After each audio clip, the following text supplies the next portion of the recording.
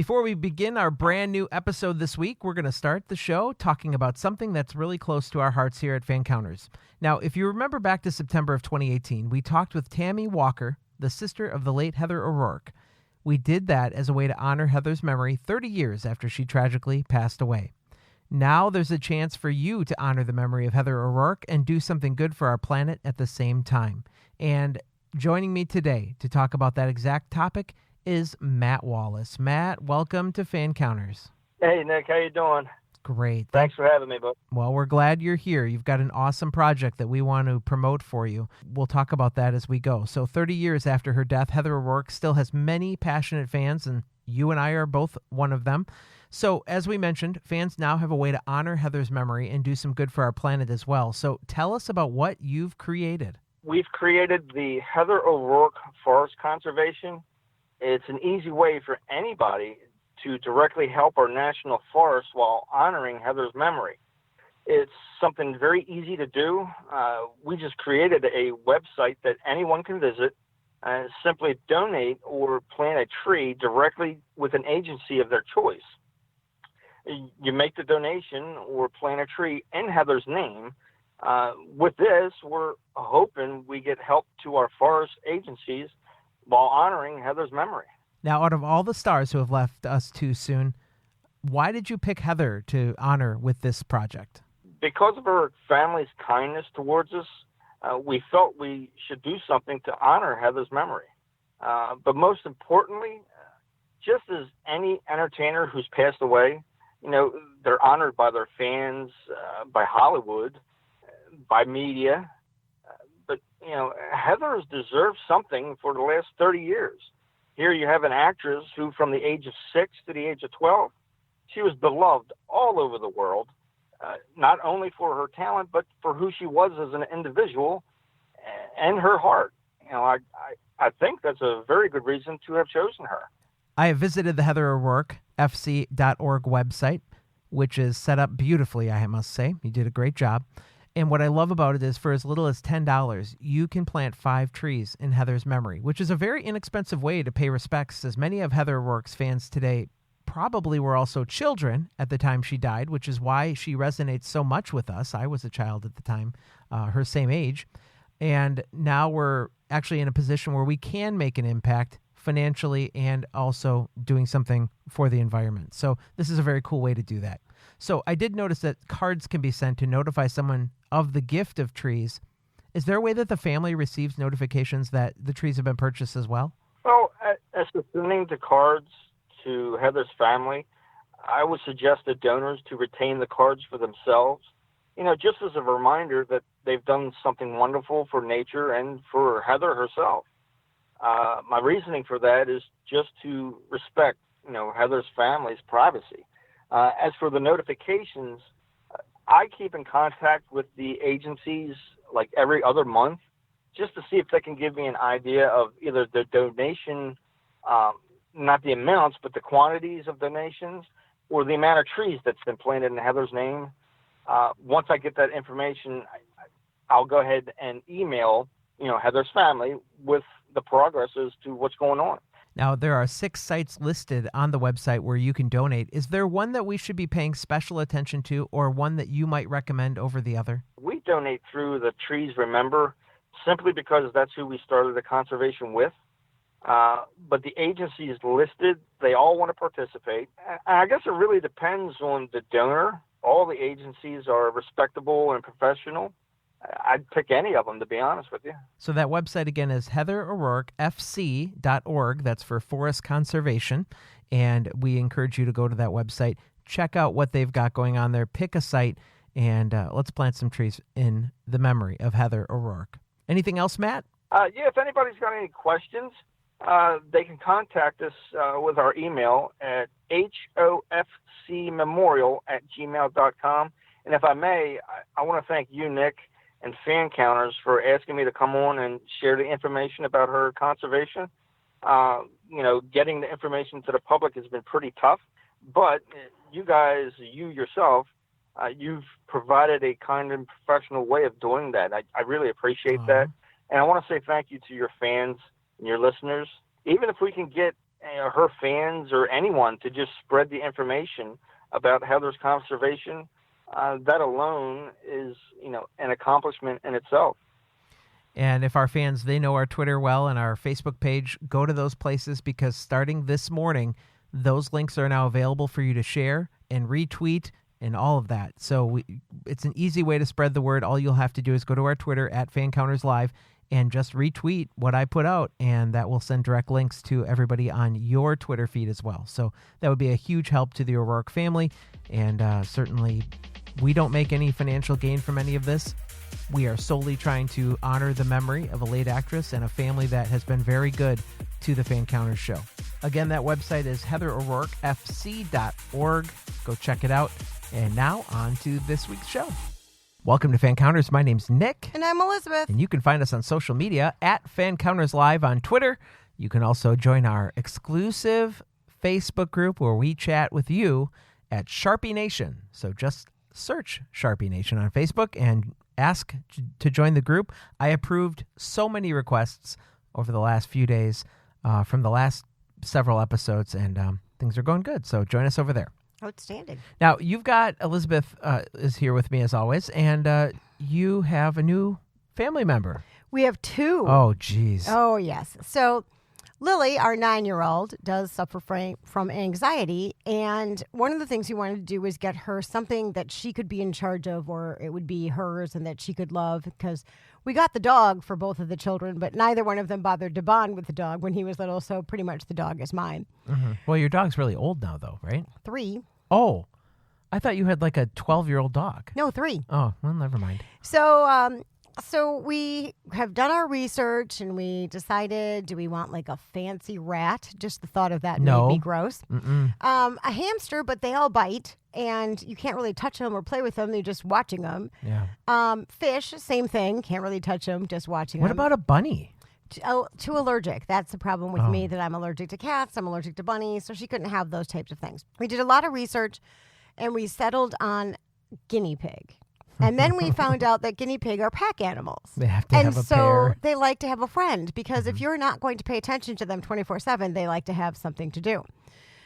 So we gave in and picked up 2 guinea pigs. One's name is Squirrel. He looks exactly like a squirrel without the tail. Okay. And one's name is Pippin. No idea. We are on week 1, and Lily has already given up on getting up and taking care of them. Like, we have to feed them in the morning, and at night they have to She get didn't even get through exercise cleaning the cage. No, because that's coming up tonight. And so I said to her, they have a 30-day money-back guarantee. I said, well, I'm going to take these things back if you're not going to take care of them. No, I'm going to take care of them. Are they in a room? They're in the playroom because they're nocturnal, so they can't sleep in her room because they literally are up all night. I can hear them banging into each other and banging into their things. And they eat the majority of their like hay and food overnight, but in the morning we have to give them fresh vegetables and clean out kind of anything that happened overnight. So stay tuned to see how long Squirrel and Pippin make it at our house. This is a 8 to 10 year commitment. These are not like gerbils that make it 2 years. These suckers last 8 to 10 years and truly need socialization, or they will bite. Perfect timing. When your youngest graduates high school, right, they'll die anyway. Yeah, that they better be gone before then. Aw, they might be in 30 days.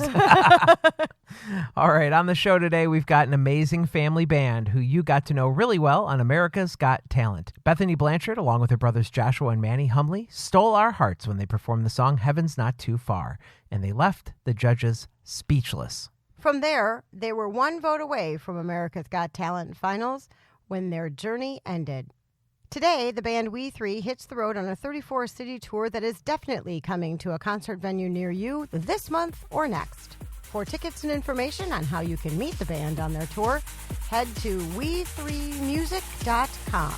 Coming to you from nowhere near the entertainment capital of the world, this is Fancounters with Nick and Elizabeth on the PodFix network. There was this mob of people, and they're screaming my name. Crazy fans. Stop following me. Don't come around my house. If you do, the cops are going to be at yours. If I'm having dinner with my wife Don't sit down at my table. Don't follow me into the bathroom. Can I take a picture? We're gonna. Oh my God! I think this guy wants to fight me. Ended up being a fan. I'm the only one that's ever been on Sam Jackson and lived to tell about it. Well, guess what? I have a big surprise for you. That's why we call it Fancounters. I don't think you're going to last on the air very long. Behind the band We Three is Bethany, Joshua, and Manny. And Bethany and Manny are going to be joining us on the program today. Thanks for being here.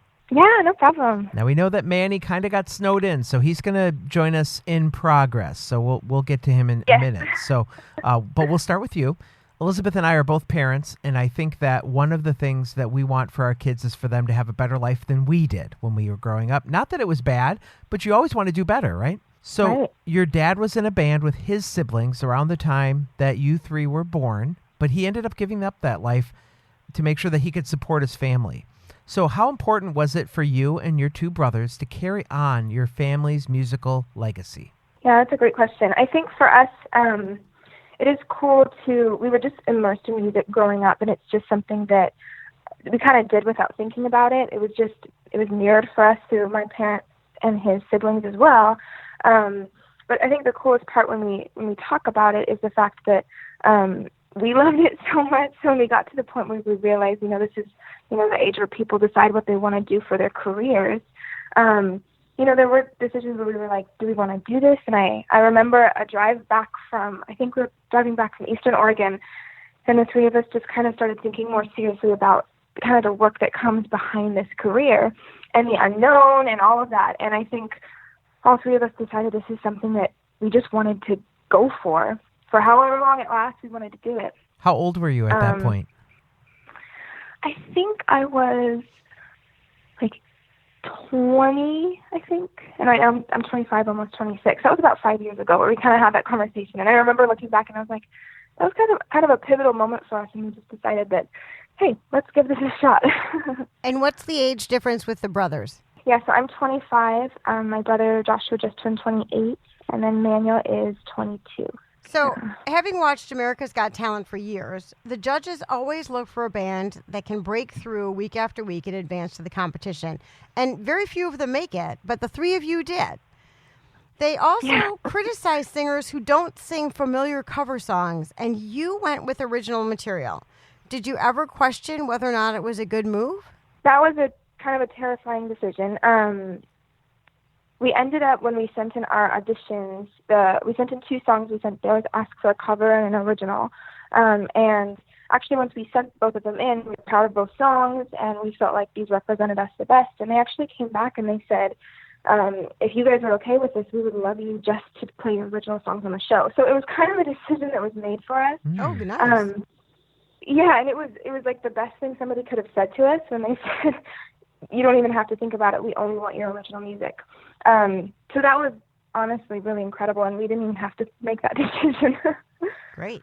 Were you aware previous seasons they had said, why aren't you doing cover songs that people know? I mean, the judges really have a history of picking on people for using original songs, which is a little silly because if you wrote the song yourself, that is your talent. I mean, that's a huge talent. I know. So were you a little surprised that they drove you that way, knowing what the history was? I think we knew the whole thing was going to be a risk. We kind of had a feeling the first song, we just felt really, really right about the first song. Can't really explain it. We just kept saying, we're just going to keep doing this until doors close. And so the first song just settled really well with us that that's what we were supposed to do. Second song, I felt like we were kind of numb to it, so we didn't totally know exactly. But I think as the show went on, we did realize that, in a lot of ways, all these people who are judging us, they've never heard this before. Mm-hmm. And they're going to compare it to somebody's song who they can sing along to, and they have heard before. They have seen something similar to that. But with this, it was, the very first of this. So it was a risk. It was scary.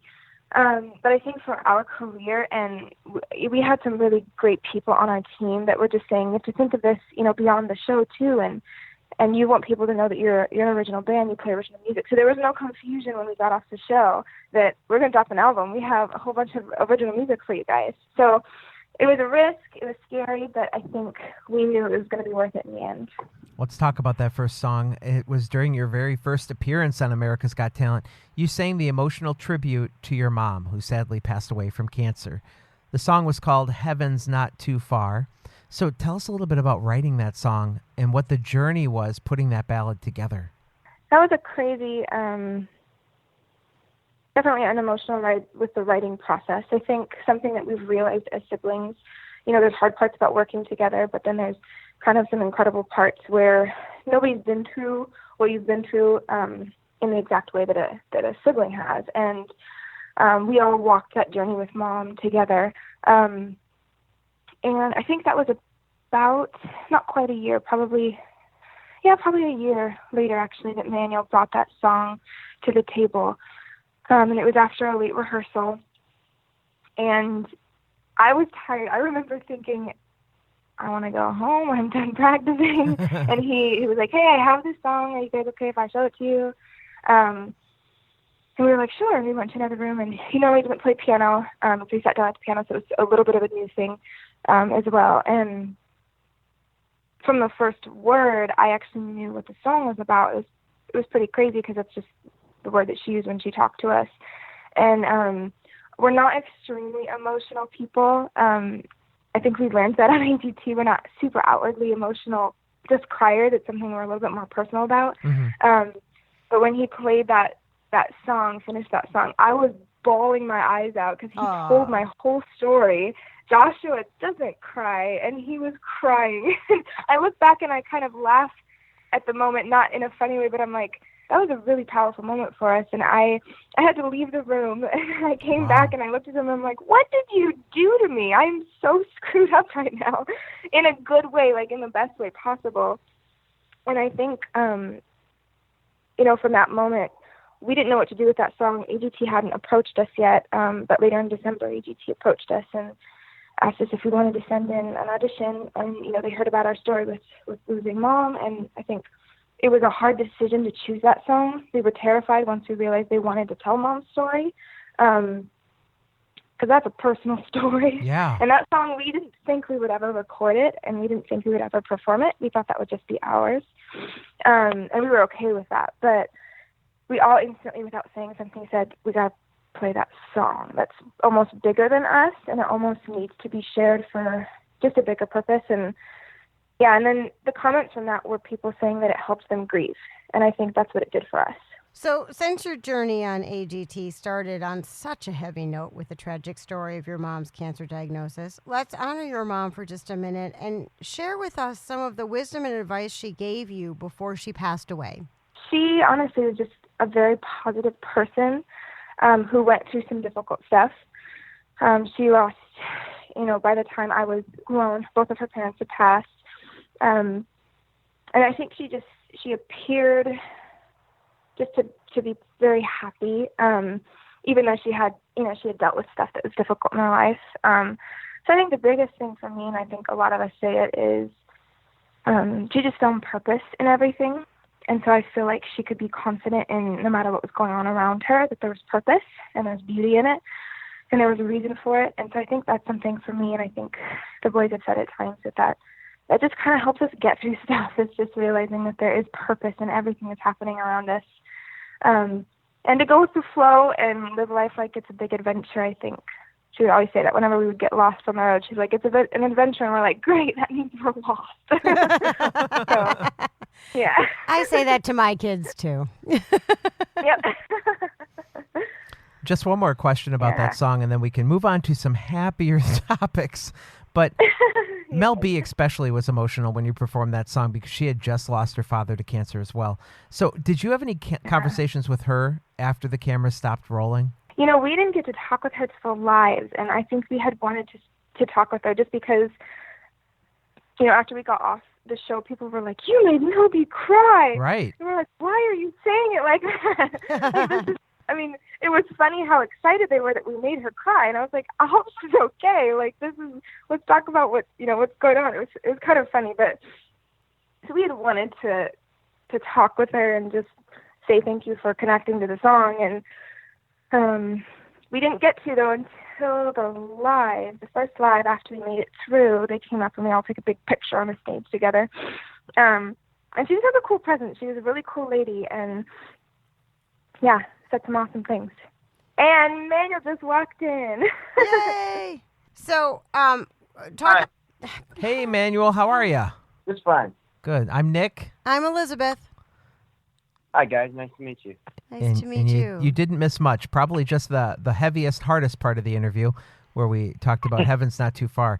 If you want to jump in here, we can start with a question. Of course. I'd love to. We just talked about Mel B not being spoken to until the live show, so Elizabeth is going to piggyback off that question. So did you guys have any interactions with the other judges or Tyra Banks that come to mind that are memorable? I think one thing that was cool, I remember Heidi, after we got off the stage from performing Lifeline and went backstage, it was cool to see her back there.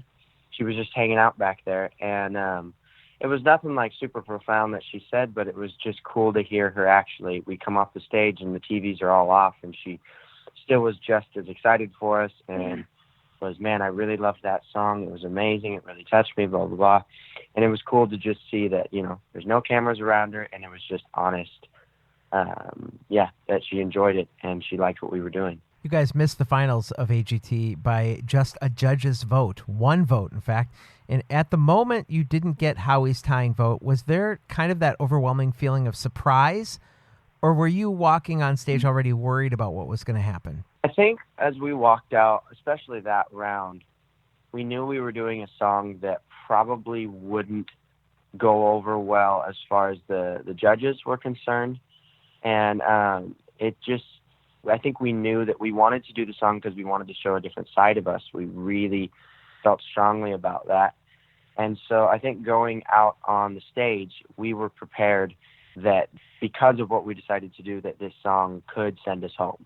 And we were okay with that. I think we were excited, and we felt like we came and we showed what we needed to show, and we were ready to go home whenever that time came. What surprised you the most about being on AGT and the experience as a contestant on the show versus what you thought would happen when you first walked on the stage? Like, how did your experience change, or how did your thoughts change from the beginning to the end? Well, I think at the beginning, there was so much unknown, and I think the biggest thing I pulled away from it is, like, I know every stage is technically different, but it almost felt like by the time we got to the end of it, every time you perform, you're performing. And we could almost relax in that fact that, like, we did this in front of 4 judges who, after we play a song, they judge us. It's not like you just are playing a concert and they clap for you. Like, that's terrifying. Yeah. We get judged, and we made jokes afterwards for a while. When we perform, we'd be like, hey, we don't have to walk up front and get judged anymore. I mean, people might be judging us, but they're not going to do it on a microphone. Right.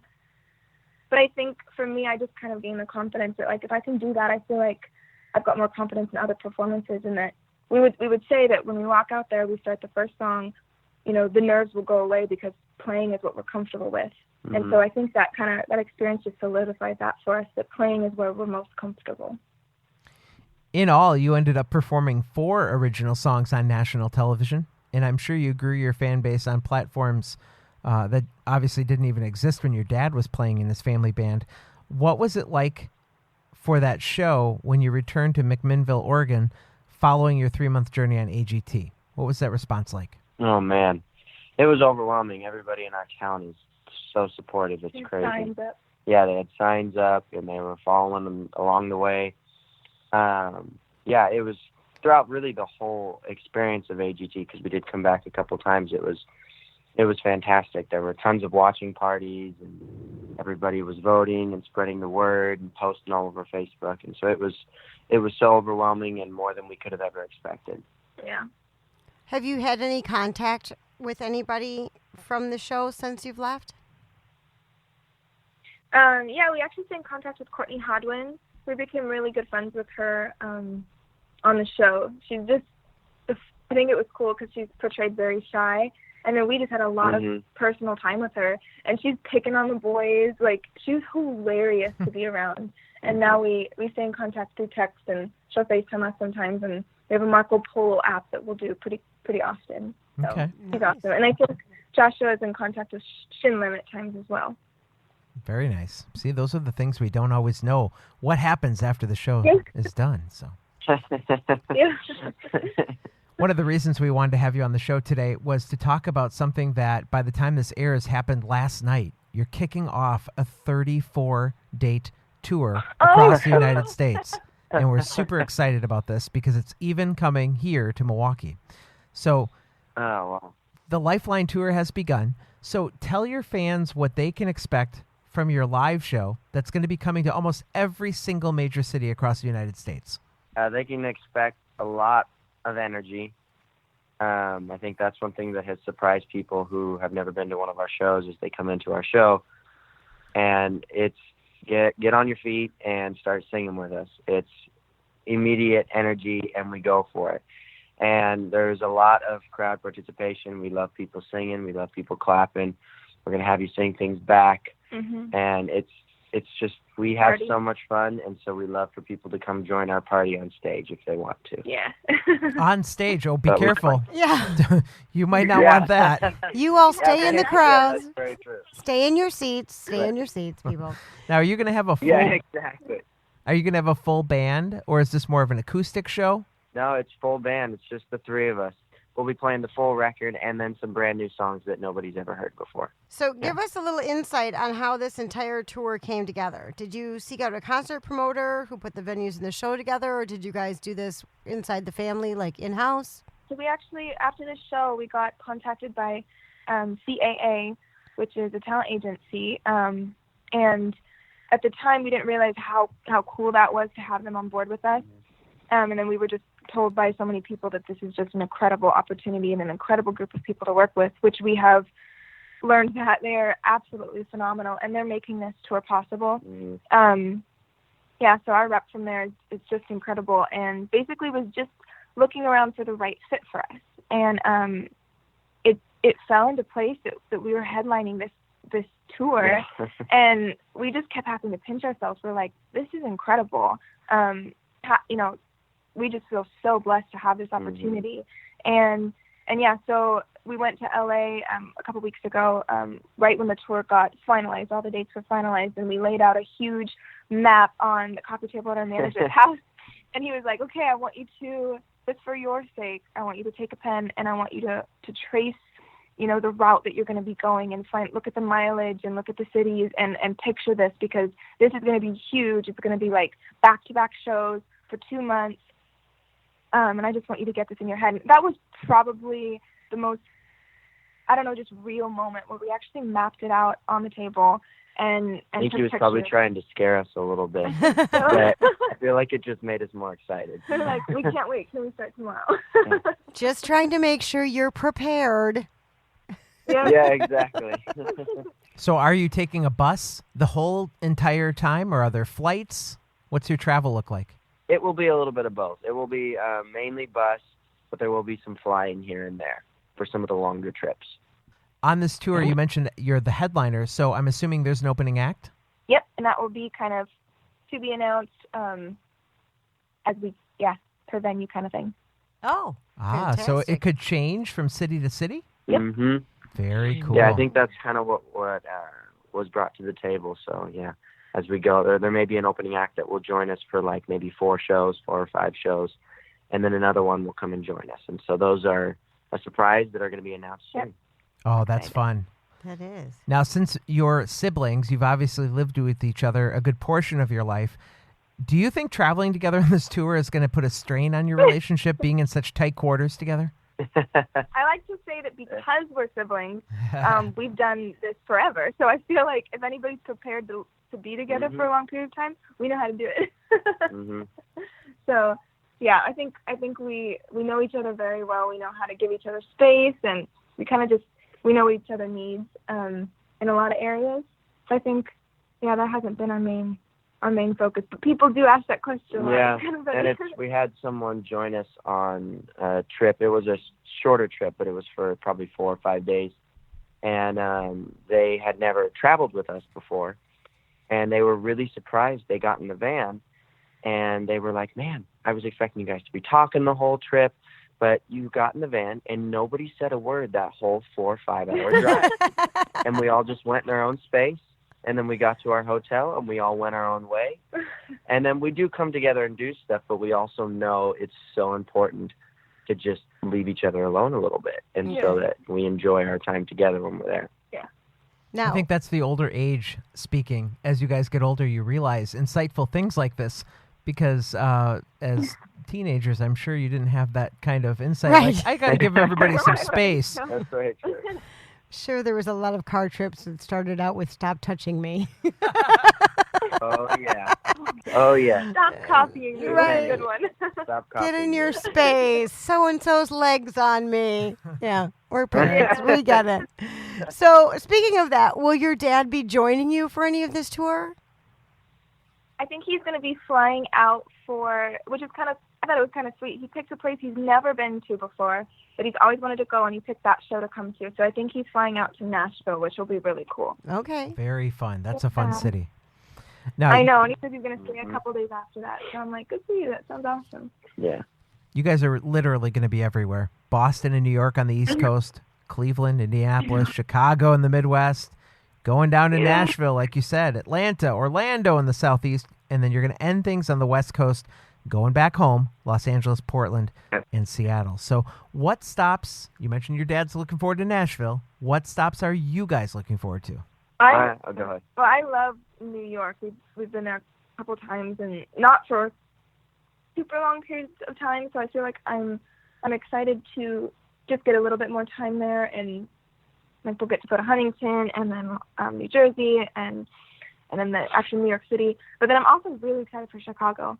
I've heard it's the windy city, and I don't know, I just kind of like I like lots of wind. I don't know why. I like the beach, so I kind of like that. Well, when you come to Milwaukee, you'll be in downtown. I didn't mean to cut you off. No, you're good. So there's two things you got to make sure you do. You got to get a picture with the Fonzie statue, because that'll probably be in walking distance from your venue. And the Safe House is an extraordinary place to have a meal if you have time. Oh my gosh. We love food. We need all these hints because we're going to be looking for places to go, so we love it. All right, so those are the two stops I can say here. Now, Manny, did you want to tell us about your... Well, hold up. You didn't tell them that they can't just walk into the Safe House. They have to have the password. I wasn't going to tell them the password. And we'll give you the password off the air. I mean, for heaven's sakes, don't send them to a secret place and then not let them get in. Heavens to Murgatroyd. All right, we'll tell you that after. All right, we'll tell you that off the air. Okay, we are really looking forward to the password. We won't tell anybody. No. I think I'm looking forward to, honestly, probably Nashville. We were there, but we were in a hotel room, and we didn't get to see any of the downtown. We were in and out in, like, less than 24 hours. Yeah, good. And so I'm really looking forward to go to Nashville. But then also I love New York as well. But probably Nashville's on my list. Okay. It doesn't look like you have very many free days where you're not traveling, but have you already made any kind of plans on any of those days that you're not? Or that you're someplace that you can sit for a minute and catch your breath, that you're not sleeping? I'm excited, honestly, just to get in. My favorite is just getting into a city and not really having a plan and just kind of going with the flow and just trying new places that I didn't expect. And so I know we don't have a bunch of that. We won't have a bunch of that, but whenever we do, I think that's my plan. I like to get up early, and I mean, I don't enjoy getting up early, but when I'm in a new city, I like to get up early and go walk to a coffee shop, find a new coffee place, and kind of explore just while I'm walking around the city. We're huge coffee fans, so we'll always be searching for coffee.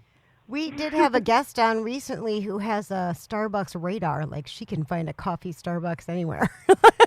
That's a true coffee fan. Yeah. It'd be fun to hear this question now and then again in 2 months, but what do you think is going to be the hardest part about the next 2 months for each of you? That's a great question. There's probably going to be more, but one thing that I was like, that's going to be stressful, is doing laundry, because I don't like doing laundry just in general, and it's downstairs in my house, and so I can't imagine if I have to like go walk to a laundromat or go do this. I'm going to procrastinate on laundry so much. So we're all going to be like, okay, we all need to do laundry. This place is starting to smell. You got to build that into your rider, Manny, that the venue has to do I your know, laundry. I think I do. Lessons learned. Bethany, what about you? Gosh, I kind of think it's going to be, I don't know, because I feel like there's parts like the laundry, that's not going to be great, and then the long drives, but a lot of them really are not that long. Probably figuring out how to have some kind of a routine while on the road, whether it's working out or making sure we do get coffee every morning. Like, I think the parts where there's going to be some days where it's going to be like, oh no, we got to leave earlier than we thought, there's bad weather, that kind of stuff might throw things off for people a bit. So I'm hoping amongst all the crazy stuff, we can figure out how to each come up with our own little tour routine that keeps us sane. Well, and I think the other thing that's going to be interesting is staying healthy. Yeah. Because singing a show every night it strains your voice, and so, or even every other night. And so we've already started to talk about, alternate vocal routes so that we don't have to belt this specific line or do it in this specific way, so that if your voice is feeling funny a certain night, you have this alternate, kind of the B route, you could say, that you could do that is a little less strenuous on your voice. Mm-hmm. So we started to think about that stuff and putting that into practice in these next 2 months. Yep. So is the bus that you're planning to be on like a sleeping bus, or is it just a transport bus and then you're staying in hotels? Yeah, it's transport, and then we're just staying in hotels, which is nice. I mean, I think there's one drive that we might be sleeping on. Just depends. There's a couple of things that, there might be some radio opportunities or different things that we might fly ahead, but if not, then we might sleep one night on that bus. Okay. The best way to search for We3's tour schedule and to get tickets is by visiting their website, which is we3music.com. And while you're there, make sure you check out the added VIP package for the show. So I'm going to ask you guys, what do fans get if they choose to add on this VIP package? I'm so excited about the VIPs. Oh, my gosh. Well, we get to just hang out with people after the show for a bit. It's not like, 150 people that, there's a line and we have to, no, it's like, it's a nice, intimate group of people that we get to hang out with and talk with. We get to take pictures with all of them. And they get signed CD. Yep, signed CD. And a signed poster. Yep. So they get to walk away with a little bit of some fun stuff and hopefully just a good time. We're excited. Mm-hmm. Tell us about the CD your VIP guests will receive and how many tracks are on it, and are the 4 songs that you performed on AGT on them? Yeah, so it's a 12-track album, and the 4 songs that we played on AGT are on the record, plus brand new songs. The record has meant so much to us, and it's super cool to see that it's meant a lot to other people. And so we're super excited to give the record, a signed record, to people in this super intimate VIP setting. So nice. Now, is that for sale online as well? Maybe on your website store? Yeah, so digital copies are on sale at all music platforms, Apple Music, Spotify, iTunes, Amazon Music. But the physical CDs are kind of a specialty thing that will just be at the concert. Ooh, all right. I like that. A little exclusive thing to get people to get to the show, which they should. Yeah. Now, as we look at your Twitter page, which is at We3Music, we saw some fans posting the video marquee of the place that you guys can't wait to get to, PlayStation Theater in New York City. It was featuring a promotion of your concert. So let's talk about fans for a little bit here. On Fancounters, we'd love to hear our guests talk about your encounters with fans. So maybe you could each come up with a story or two of your most memorable fan experience. Oh, gosh, there's so many. I think hearing people's takes on songs is really powerful, and they don't realize. In some ways, there's a brand new song that we are bringing on tour, and we debuted it 2 times about a month ago at some shows. And a girl came up to us after the show, and she just, and I'm not going to give too much away because the song is kind of a surprise, but she came up and she basically described what the song meant to her, and it was so insightful, and we were like, it was a totally different take on the song, and she just wanted to share it with us.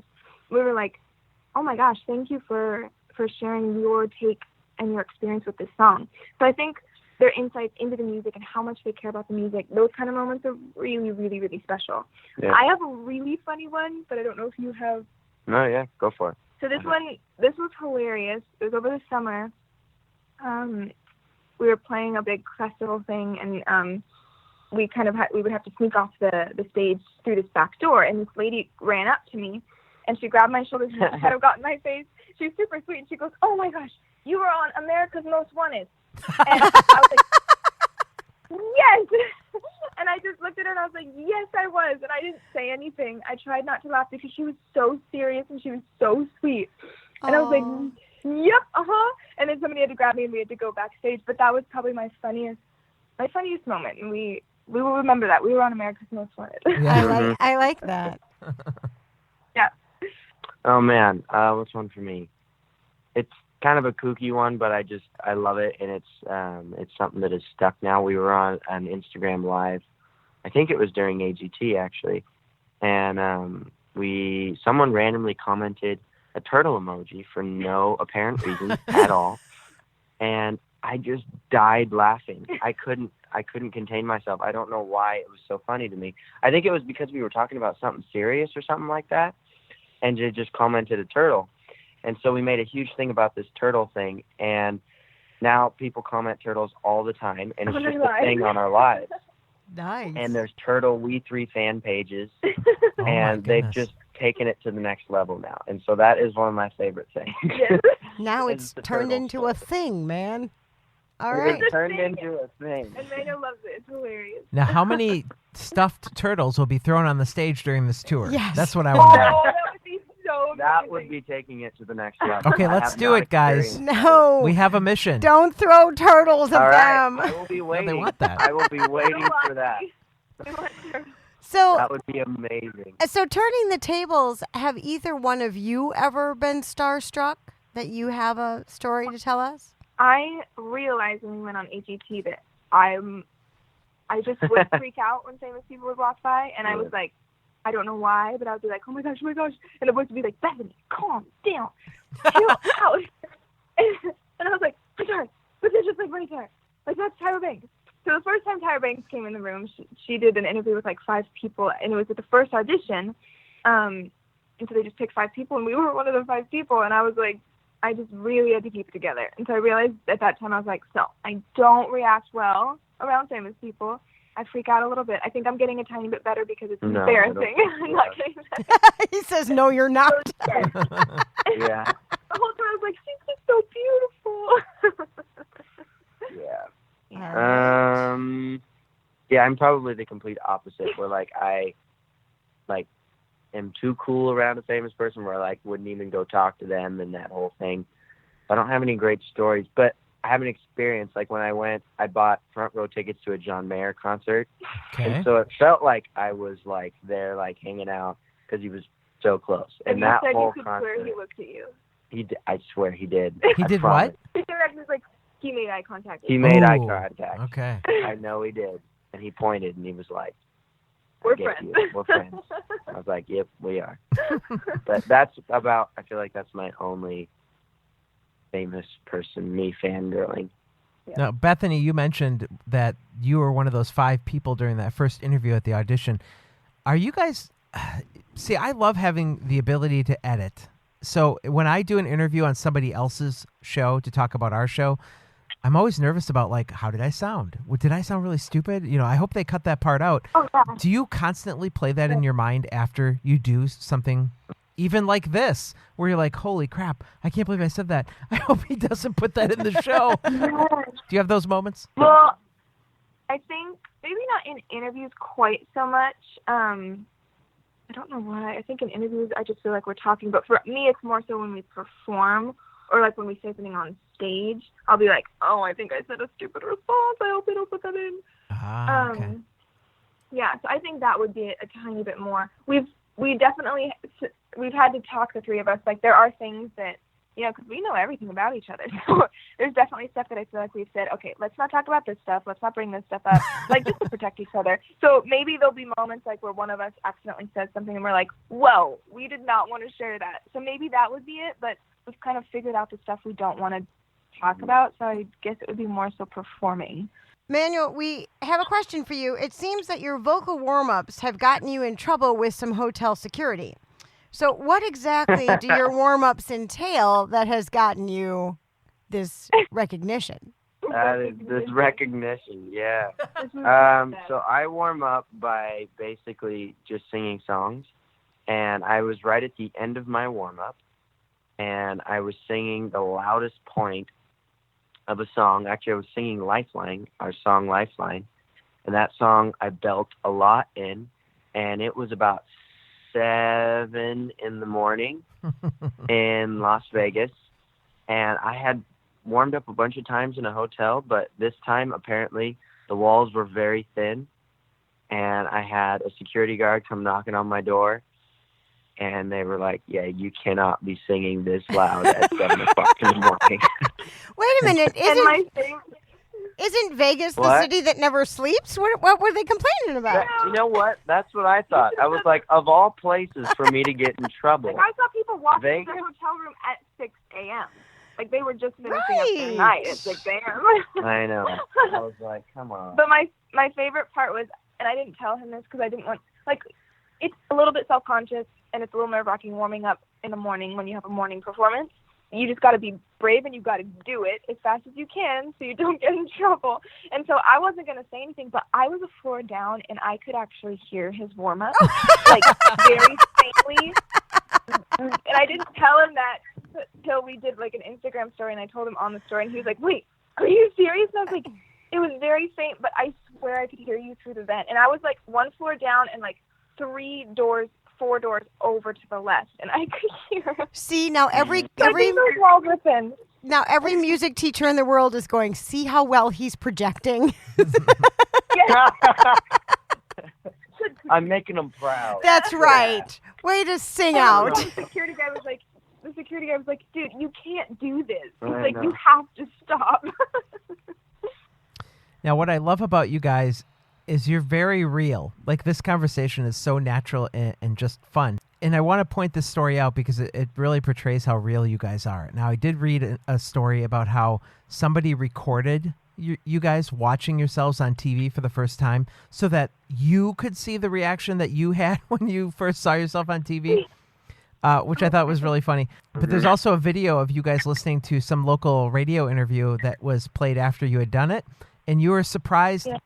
Like, hearing yourself for the first time was surprising to you. So is this kind of like explaining how you're in this dream and you're hoping that it doesn't end? Does this still feel surreal to you? Yeah. Oh, yeah. I think there's certain things like, since we've been doing it for a while, there are days, where we just kind of get in the routine of things, but there are certain things that kind of make us snap out of it a bit and go, oh my gosh, we're doing this. Oh my gosh, we're doing this. And it is still surreal. Yeah. And we're all super thankful for it. This is just from opportunities and people we've met and people who believed in us.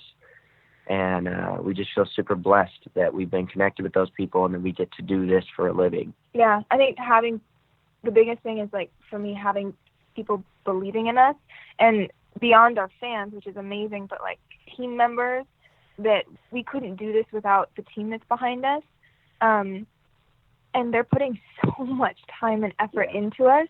And I think we just want to work really, really hard for them because we're like, you're taking a huge risk on us because you just never know what's going to happen. And I think moments like seeing, our picture and our name up at the PlayStation Theater, like when they we had our old choir teacher and his choir in New York when that happened, and they actually sent it to us, and we're like, geez, like, terrifying, like, wow, okay, but so that's special. I think those moments kind of take us out of it a bit and be like, yeah, this is, I think you have to sit back and just appreciate it because that's what it's all about.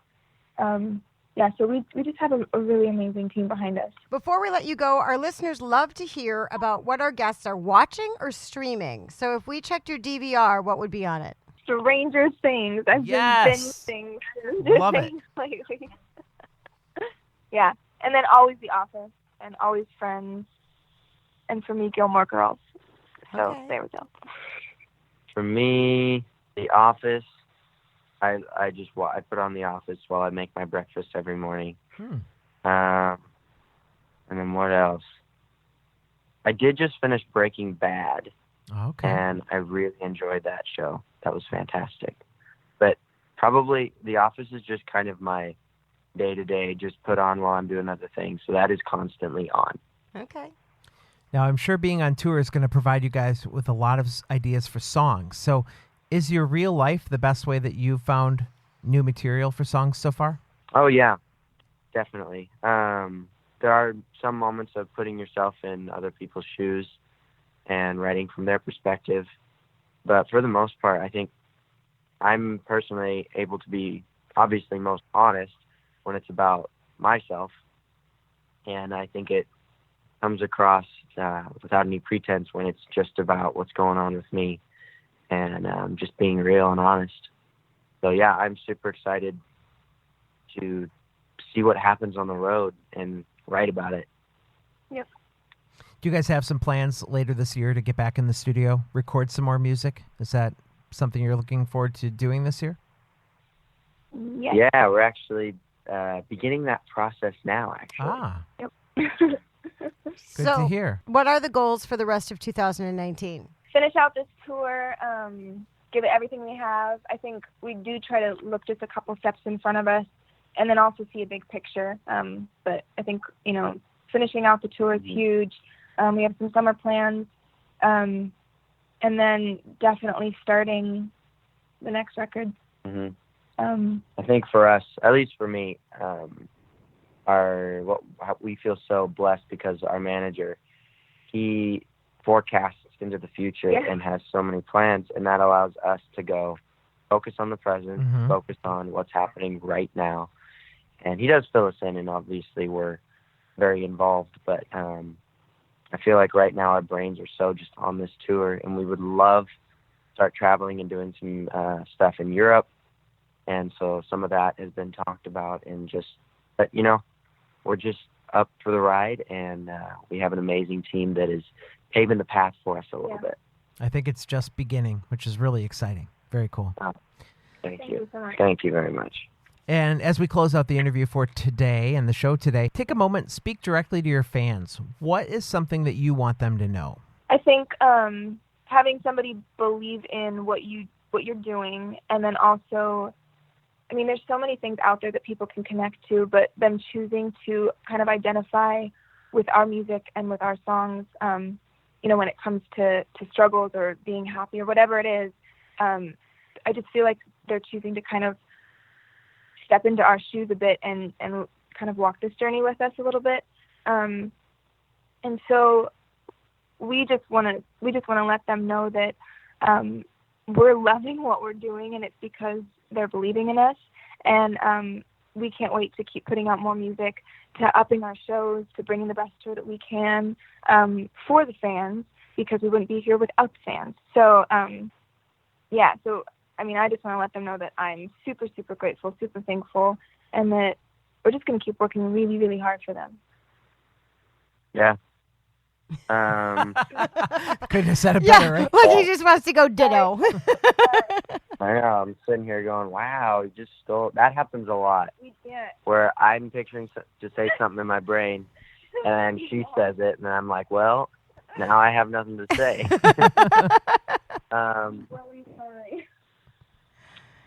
That's good, though. That's how connected I you agree. I agree with everything that she said. I did steal one of your lines. Yeah, and I said that line. I birthed that line. Where can we find you? We're just super thankful, and we love meeting them. We're super excited to meet them on the road. I think that's one thing that we're stoked is to actually be able to go see these people who have been supporting us and love it on the music. So where can we find you on social media? Yeah, we are on Instagram at We3Music, Twitter, We3Music, Facebook, We3Music, and then our website at We3Music.com. And we're going to be putting out a lot of content while we're on tour. We have lots of surprises coming as well. So stay up on our social media if you want to see kind of behind the scenes of what tour life is like. Watch our stories on Instagram and Facebook. Sometimes they're very crazy. Nice. Yeah. Excellent. Now's a good time to subscribe. The tour just started last night. So, very cool. All right. Well, thank you guys so much for being on Fancounters. We really enjoyed our time together. Yes, thank you. Thank you for having us. Yes, thank you guys. And we very wish much. you the best for the road. Thank you. Our thanks to Bethany and Manuel, 2/3 of the band, We Three, who are going on a nationwide tour that started last night.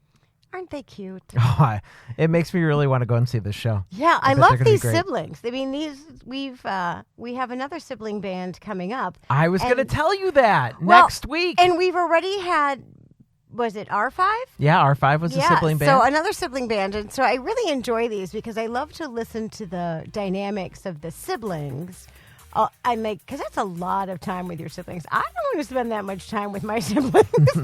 Not on a tour bus, no. No. That'd be like riding in an RV across the country with my brother. I love my brother, but no thank you. Yeah, that's why we don't invite my family in our RV. No. Do you want to admit that on the show? Oh, no, they know. Oh, okay. Yeah, that's not going to happen. No, never. Oh, man.